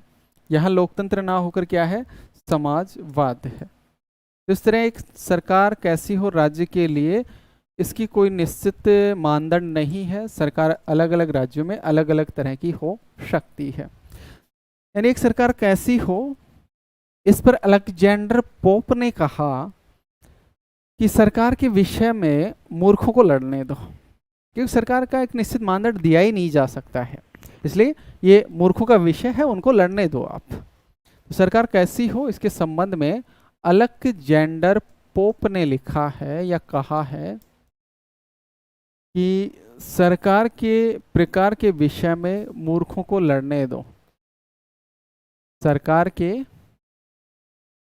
प्रकार के विषय में मूर्खों को लड़ने दो। अलेक्जेंडर पोप ने ऐसा कहा। चौथा जो तत्व है राज्य का वो है संप्रभुता, सोवर्निटी। संप्रभुता, सोवर्निटी चौथा तत्व है या चौथा अंग कह दें राज्य का, सोवर्निटी।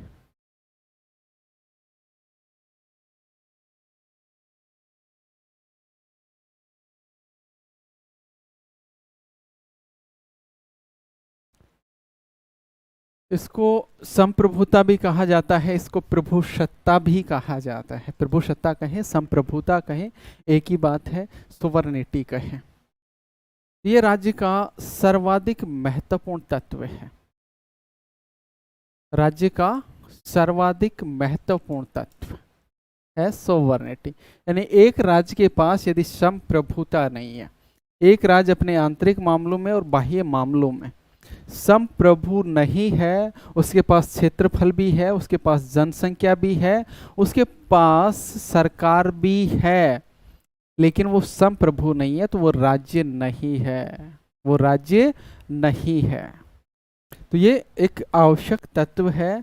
इसको कह दें कि ये राज्य का प्राण है, ये राज्य का प्राण है। ये जो संप्रभुता है ये ही राज्य को समाज के जो अन्य समुदाय हैं, वे समाज में अनेक समुदाय होते हैं, उन्हीं समुदायों में से एक समुदाय राज्य है। राज्य कुछ अलग नहीं है, बल्कि समाज के अनेक समुदायों में से एक समुदाय है। लेकिन बाकी के समुदायों के पास सोवर्निटी, संप्रभुता नहीं होती है, राज्य के पास संप्रभुता होती है। और इसी वजह से राज्य है वो अन्य समुदायों से अलग होता है और अन्य समुदायों से सर्वोच्च बन जाता है, समुदायों का समुदाय बन जाता है। जैसा कि गार्नर ने लिखा है, जैसा कि गार्नर ने लिखा है कि संप्रभुता ही राज्य को अन्य समुदायों से अलग करती है। संप्रभुता ही राज्य को अन्य समुदायों से अलग करती है। संप्रभुता ही राज्य को अन्य समुदायों से अलग करती है, गार्नर ने लिखा है।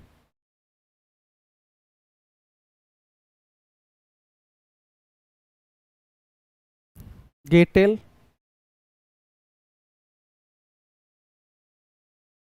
ने लिखा है कि प्रभुसत्ता राज्य के संपूर्ण क्षेत्र में विस्तृत होती है। प्रभुसत्ता राज्य के संपूर्ण क्षेत्र में विस्तृत होती है, विस्तृत होती है। प्रभुसत्ता राज्य के संपूर्ण क्षेत्र में विस्तृत होती है तथा एक राज्य के अंतर्गत, एक राज्य के अंतर्गत सभी व्यक्तियों व समुदायों पर इसकी अधीनता होती है। व्यक्तियों व समुदायों पर इसकी अधीनता होती है। इसकी अधीनता मतलब प्रभु सत्ता की अधीनता होती है। प्रभु सत्ता की अधीनता होती है। इसके अकॉर्डिंग, गेटेल के according.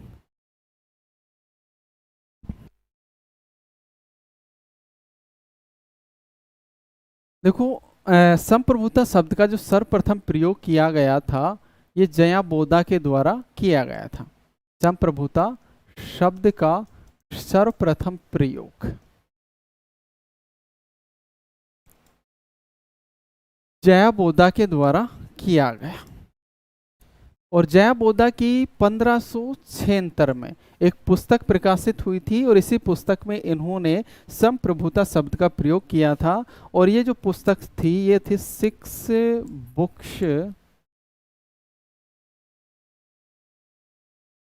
Books concerning Republica, concerning Republic.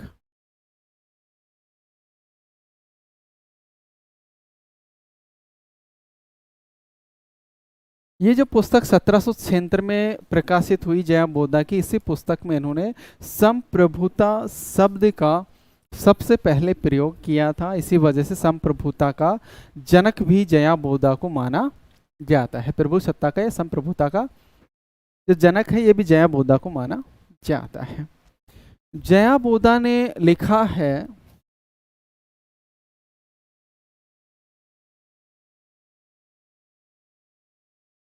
कि संप्रभुता नागरिकों या प्रजाजन के ऊपर विधि द्वारा मर्यादित सर्वोच्च शक्ति है।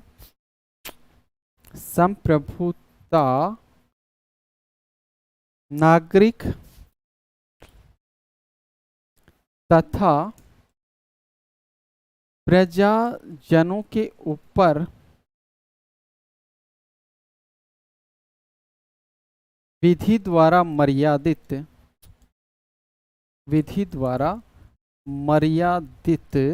सर्वोच्च शक्ति है। सर्वोच्च शक्ति है, यानी संप्रभुता नागरिकों और प्रजाजन के ऊपर सर्वोच्च शक्ति तो है, लेकिन कानून के द्वारा मर्यादित है या विधि के द्वारा मर्यादित है।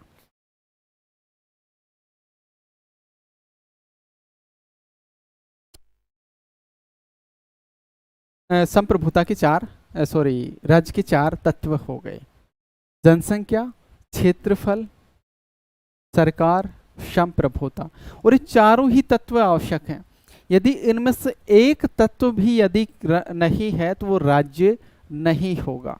वो राज्य नहीं होगा। जैसे कुछ उदाहरणों की हम बात करें, स्वतंत्रता से पूर्व का भारत, स्वतंत्रता से पूर्व का भारत राज्य नहीं था, राज्य नहीं था। स्वतंत्रता से पूर्व भारत राज्य इसलिए नहीं था कि स्वतंत्रता से पूर्व भारत के पास जनसंख्या थी, बिल्कुल थी। क्षेत्रफल था या निश्चित भूभाग था, बिल्कुल था। सरकार था, बिल्कुल थी। लेकिन संप्रभुता नहीं थी, बल्कि भी भारत किसके अधीन था?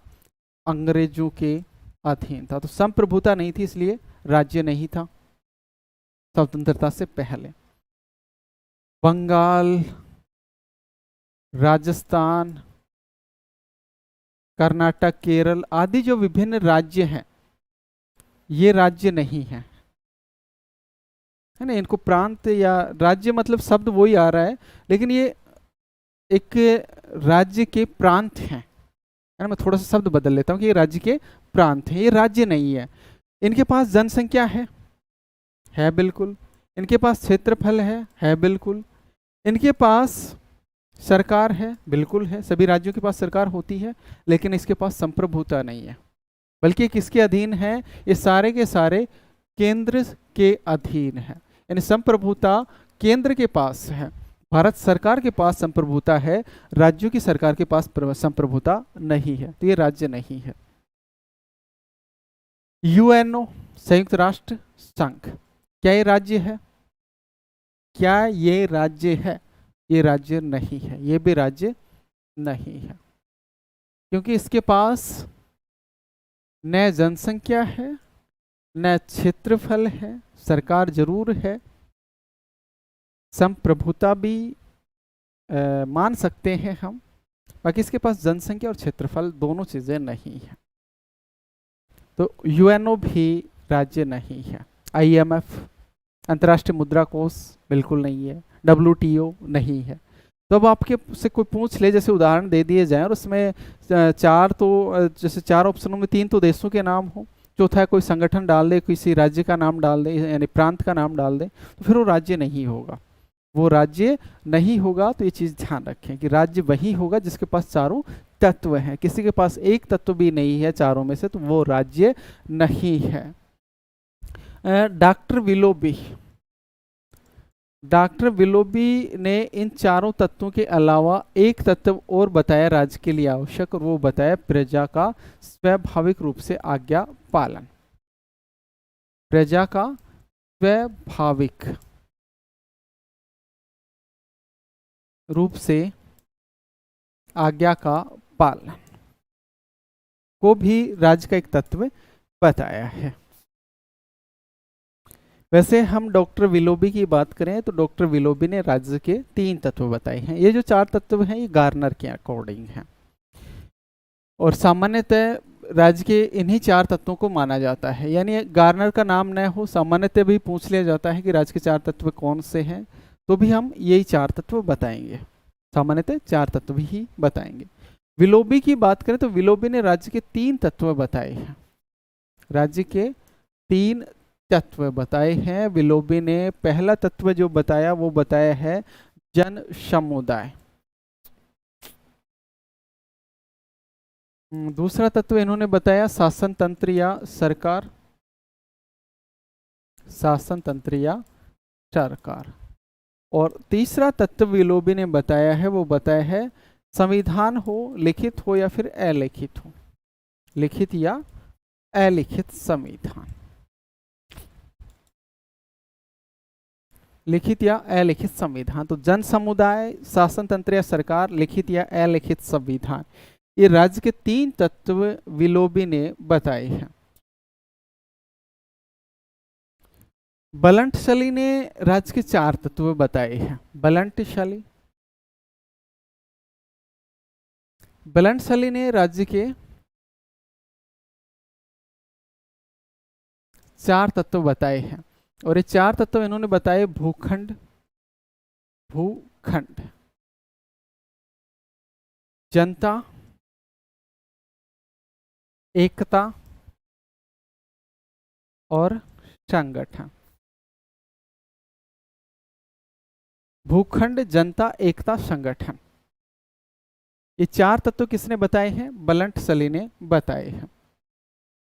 वहीं सिजविक ने राज्य के तीन तत्व बताए हैं। सिजविक ने राज्य के तीन तत्व बताए हैं, सरकार, भूखंड, जनता। सरकार, भूखंड, जनता, ये सिजविक ने तीन बताए हैं, सरकार, भूखंड और जनता।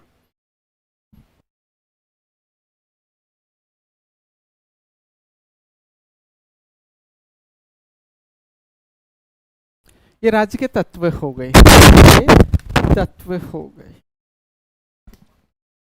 अब राज्य के तत्व के बाद में हम तीन शब्दों की ओर चर्चा करते हैं। तीन शब्द हैं राज्य, सरकार और समाज।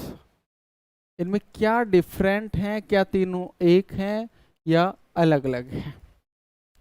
तो सबसे पहले तो हम राज्य और सरकार में क्या अंतर है उसकी बात करेंगे, फिर उसके बाद में राज्य और समाज में क्या अंतर है इसकी बात करेंगे। तो सबसे पहले तो हम यही बात कर लेते हैं कि राज्य और सरकार में क्या अंतर है।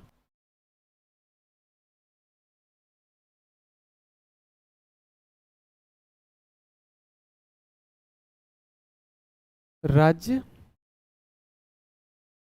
व सरकार में अंतर।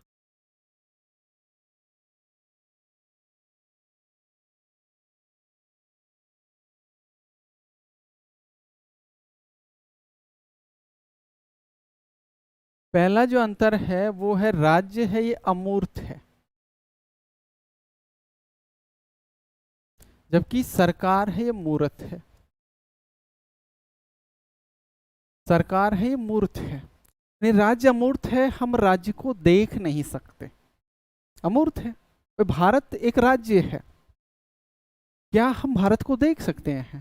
भाई भारत कैसा है वो नहीं देख सकते ना हम, तो ये अमूर्त है। लेकिन सरकार मूर्त है क्योंकि लोगों से बनी होती है, ये लोगों से बनी होती है। इनको हम देख सकते हैं, मोदी सरकार को हम देख सकते हैं, मोदी को देख सकते हैं, मोदी के विभिन्न मंत्रियों को देख सकते हैं। तो सरकार को देखा जा सकता है, सरकार मूर्त है। जबकि राज्य अमूर्त है, जिसका कोई मतलब आकार नहीं होता है, जिसको हम देख नहीं सकते हैं। दूसरा अंतर है कि जो राज्य है वो एक व्यापक अवधारणा है। राज्य एक व्यापक अवधारणा है, सरकार व्यापक अवधारणा नहीं है। सरकार राज्य का केवल एजेंट है, सरकार राज्य का केवल एजेंट है। राज्य तो व्यापक अवधारणा है, सरकार केवल राज्य का एजेंट है या अंग है। एजेंट है या अंग है। और राज्य की जो इच्छा होती है ना, उस इच्छा की अभिव्यक्ति सरकार के माध्यम से होती है, राज्य की इच्छा की क्रियान्विति भी सरकार के माध्यम से होती है। तो इस राज्य की जो इच्छाएं हैं, उन इच्छाओं की अभिव्यक्ति और उन इच्छाओं की क्रियान्विति ये किसके माध्यम से होती है? ये राज्य सरकार के माध्यम से होती है। अगला जो अंतर है वो है प्रभु सत्ता को लेकर, यानी राज्य के पास प्रभु सत्ता होती है, राज्य के पास प्रभु सत्ता होती है या संप्रभुता होती है, जबकि सरकार के पास प्रभु सत्ता नहीं होती। यहां गड़बड़ मत कर देना, है ना, ये मत कर देना कि सर प्रभु सत्ता है वो सरकार के पास है। सरकार के पास प्रभु सत्ता नहीं होती है, बल्कि प्रभु सत्ता राज्य के पास होती है। राज्य का अंग है, एजेंट है सरकार, और एक एजेंट के रूप में ही सरकार राज्य की प्रभु सत्ता का प्रयोग करता है। जबकि वो सरकार के पास प्रभु सत्ता नहीं होती है, प्रभु सत्ता राज्य में निहित होती है। तो एक डिफरेंट ये हो गया कि राज्य के पास प्रभु सत्ता होती है, सरकार के पास प्रभु सत्ता नहीं होती है। अगला अंतर ये है कि राज्य है वो स्थायी होता है, राज्य में परिवर्तन नहीं होता है, स्थायी होता है। और वही सरकार है ये परिवर्तनशील होती है। यानी भारत की हम बात करें तो भारत तो एक स्थायी है, भारत जो राज्य है वो स्थायी है, लेकिन सरकार तो बदलती रहती है, हर 5 साल में सरकार बदल जाती है। तो सरकार क्या है? परिवर्तनशील है।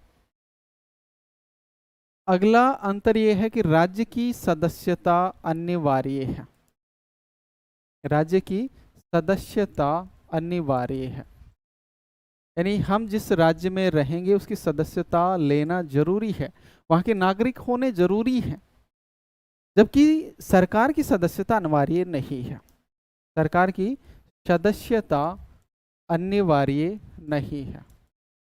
चाहे तो व्यक्ति सरकार की सदस्यता ले सकता है, चाहे तो ना ले, वो व्यक्ति की इच्छा के ऊपर निर्भर है। भाई मैं प्रधानमंत्री बनूं या ना बनूं, ये मेरे ऊपर है। आप मंत्री प्रधानमंत्री बनो या ना बनो, ये आपके ऊपर है।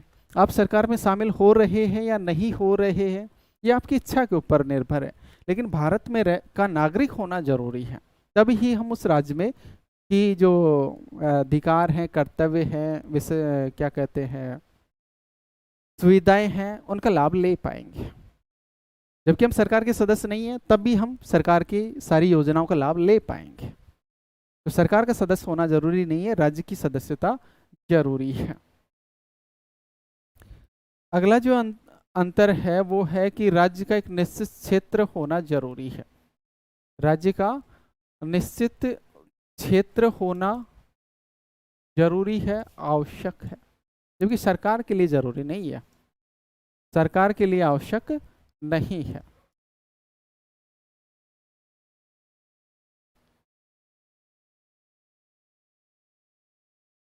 अगला है कि सरकार का विरोध किया जा सकता है,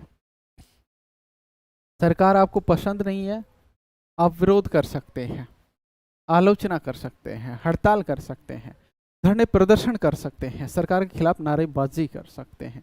राज्य के खिलाफ आप ऐसा नहीं कर सकते, राज्य का विरोध नहीं कर सकते। राज्य का विरोध का मतलब है कि आप देशद्रोही हैं, आप अपने राज्य से प्रेम नहीं करते हैं, आपकी राज्य के प्रति देशभक्ति नहीं है, आप राज्यवादी या राष्ट्रवादी नहीं है। तो राज्य का जो सदस्य है वो राज्य का विरोध नहीं कर सकता है। यदि उसको सरकार पसंद नहीं है तो उसका डेली विरोध करे, डेली सरकार की आलोचना करे, हड़ताल करे, धरने प्रदर्शन करे, नारेबाजी करे, ये उसके लिए है। ठीक है, तो ये राज्य और सरकार के जो विभिन्न अंतर हैं वो हो गए। R.M. MacIver, R.M. मैकाइवर की पुस्तक है, प्रसिद्ध पुस्तक है द वेब ऑफ गवर्नमेंट। कई बार पूछ ली जाती है, द वेब ऑफ गवर्नमेंट।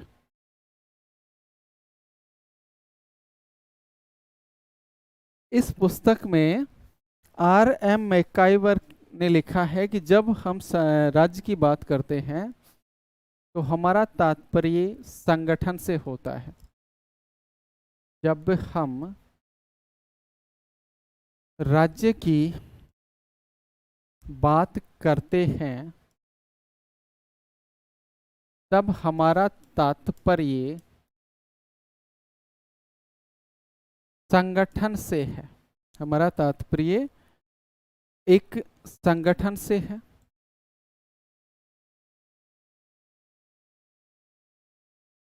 सरकार उसका प्रशासनिक अंग है,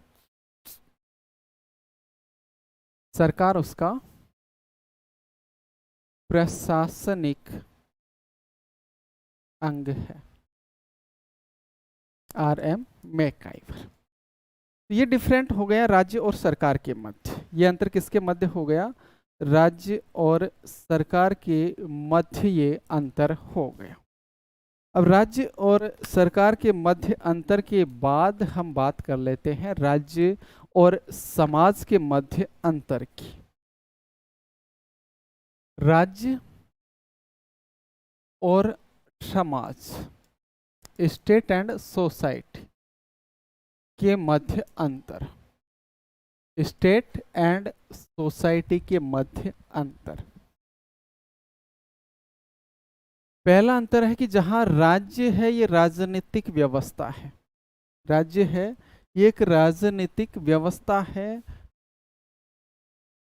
वही समाज एक सामाजिक व्यवस्था है।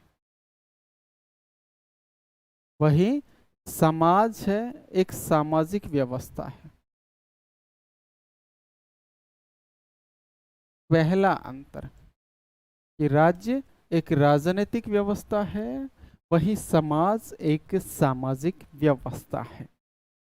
दूसरा अंतर,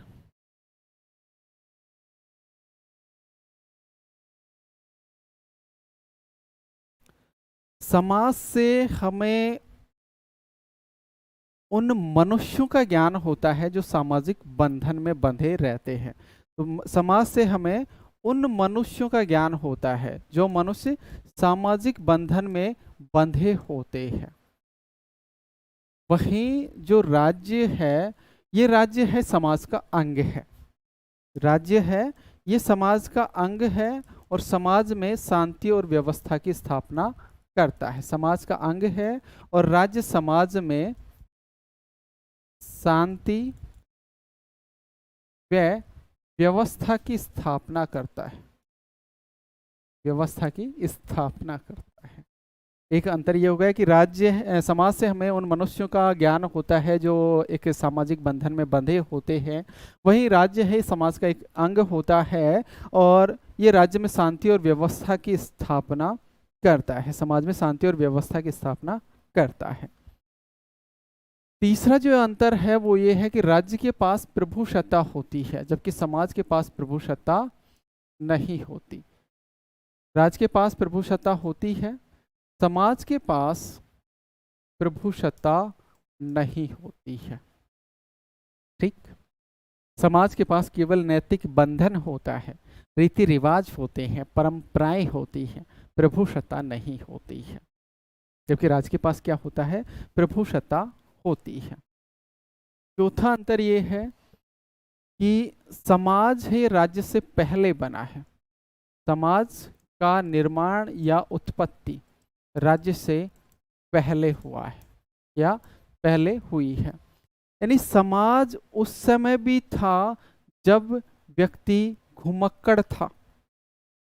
जब व्यक्ति घुमक्कड़ था, कबीलों में रहता था, उस समय भी समाज था। जब व्यक्ति घुमक्कड़ था, कबीलों में रहता था, उस समय भी समाज था। जब व्यक्ति संगठित नहीं था, उस समय भी समाज था। लेकिन राज्य तो बाद में आया। जब व्यक्ति संगठित हुआ, वह सभ्य हुआ। जब व्यक्ति संगठित और सभ्य हुआ, तब जाके राज्य का निर्माण हुआ या राज्य की उत्पत्ति हुई। इसलिए समाज है ये पहले से आया है राज्य से। व्यक्ति ने जब सभ्यता से और संगठित होकर रहना सीखा था, तब राज्य आया था। जबकि व्यक्ति सभ्यता से रहना नहीं जानता था, संगठित नहीं था, कबीलों में रहता था, कंदमूल फल खाकर घुमक्कड़ जीवन व्यतीत करता था, उस समय भी समाज था।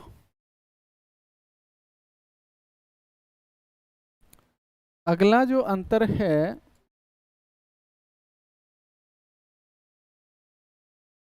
वो है कि राज्य का जो संबंध है ये मनुष्य के राजनीतिक जीवन से है।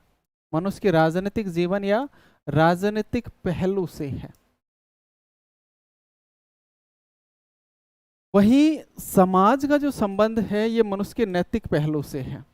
समाज का संबंध है ये मनुष्य के नैतिक पहलू से है। एक डिफरेंट ये है कि राज्य का संबंध समाज के राज्य का संबंध मनुष्य के राजनीतिक पहलू से है, समाज का संबंध मनुष्य के नैतिक पहलू से है। अगला अंतर है कि राज्य के लिए एक निश्चित क्षेत्र आवश्यक है। निश्चित क्षेत्र आवश्यक है। समाज के लिए निश्चित क्षेत्र आवश्यक नहीं है। समाज के लिए निश्चित क्षेत्र आवश्यक नहीं है। यानी एक जो समाज है ये स्थानीय भी हो सकता है, एक जो समाज है ये राष्ट्रीय भी हो सकता है, एक जो समाज है ये अंतरराष्ट्रीय भी हो सकता है।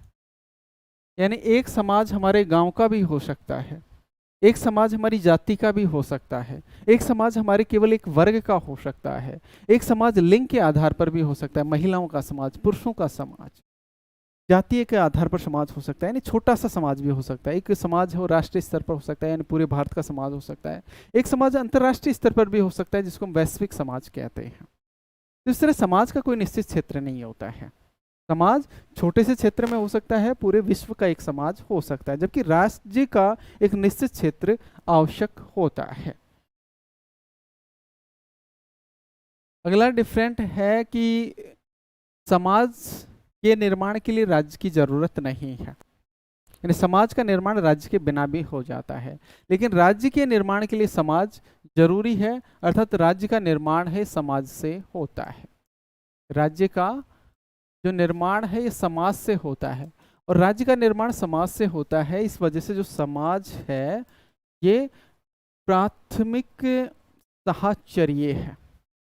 समाज एक प्राथमिक साहचर्य है, और समाज एक प्राथमिक साहचर्य इसलिए है कि ये इसी से राज्य का निर्माण होता है। राज्य का निर्माण है वो समाज से होता है। आठवां जो डिफरेंट है वो ये है कि यदि राज्य नहीं है, राज्य नहीं है तो भी मनुष्य जीवित रह सकता है। मनुष्य जीवित रह सकता है, लेकिन समाज नहीं है तो मनुष्य जीवित नहीं रह सकता। समाज नहीं है तो मनुष्य जीवित नहीं रह सकता। यानी मनुष्य के जीवित रहने के लिए समाज जरूरी है। राज्य ना हो तो भी काम चल जाएगा, समाज होना जरूरी है। अगला डिफरेंट है कि समाज एक विस्तृत या व्यापक अवधारणा है। समाज एक विस्तृत अवधारणा है, एक समाज में अनेक समुदाय होते हैं, एक समाज में अनेक समुदाय होते हैं, और जो राज्य है ये भी उन्हीं समुदायों में से एक समुदाय है, इससे ज्यादा कुछ नहीं है। राज्य भी समाज के अनेक समुदायों में से एक समुदाय है। इस तरह जो समाज है ये एक वृहद व्यवस्था है, समाज एक वृहद व्यवस्था है, जबकि राज्य है ये समाज की एक उप व्यवस्था है। राज्य क्या है? राज्य समाज की एक उप व्यवस्था है, और समाज है एक वृहद व्यवस्था है। समाज है ये लोगों में आपसी सहयोग पर आधारित है, सहयोग पर आधारित है। वही राज्य है ये शक्ति या बल प्रयोग पर आधारित है, शक्ति या बल प्रयोग पर आधारित। एक डिफरेंट ये भी है कि समाज है ये सहयोग पर आधारित है, राज्य है ये शक्ति या बल प्रयोग पर आधारित है। अगला जो अंतर है कि राज्य के पास दंडकारी शक्ति होती है, राज्य के पास दंडकारी शक्ति होती है, जबकि समाज के पास कोई दंडकारी शक्ति नहीं होती है। समाज के पास केवल रीति रिवाज और नैतिक दबाव का बल होता है। समाज के पास दंडकारी शक्ति नहीं होती है, समाज के पास केवल रीति रिवाज का वह नैतिक बल होता है, नैतिक दबाव का बल होता है। ठीक। R.M. मैकाइवर ने लिखा है, R.M. मैकाइवर ने लिखा है कि रक्त संबंध समाज को जन्म देता है, रक्त संबंध समाज को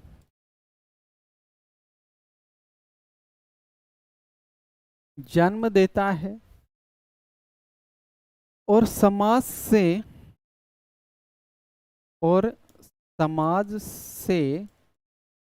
अंतोतगत्वा राज्य की उत्पत्ति होती है, समाज से अंतोतगत्वा राज्य की उत्पत्ति होती है। समाज से अंतोतगत्वा राज्य की उत्पत्ति होती है, किसने लिखा है? मैकाइवर ने, कि रक्त संबंध हैं ये समाज को जन्म देते हैं और समाज से अंतोतगत्वा राज्य की उत्पत्ति होती है, यानी पहले समाज बनेगा और फिर समाज से राज्य की उत्पत्ति होगी। तो आज की क्लास में हमने राज्य की अवधारणा से शुरुआत की, फिर हमने राज्य की विभिन्न परिभाषाओं पर चर्चा की, राज्य की परिभाषाएं समझी हमने, जो विभिन्न विचारकों के अकॉर्डिंग समझी। उसके बाद में राज्य के हमने तत्व लिए और राज्य के 4 तत्वों की चर्चा की, विभिन्न विचारकों ने जो अलग अलग तत्व बताए उनकी चर्चा की, और उसके बाद में हमने राज्य व सरकार में अंतर क्या है इस पे चर्चा की, और उसके बाद में हमने राज्य और समाज में क्या अंतर है इस पे चर्चा की। राज्य व समाज में अंतर क्या है इस पे चर्चा की। आज के लिए साथियों इतना ही, बाकी चर्चा करेंगे हम नेक्स्ट क्लास में। आज के लिए इतना ही, सभी को धन्यवाद, मिलते हैं नेक्स्ट क्लास में। धन्यवाद सभी को।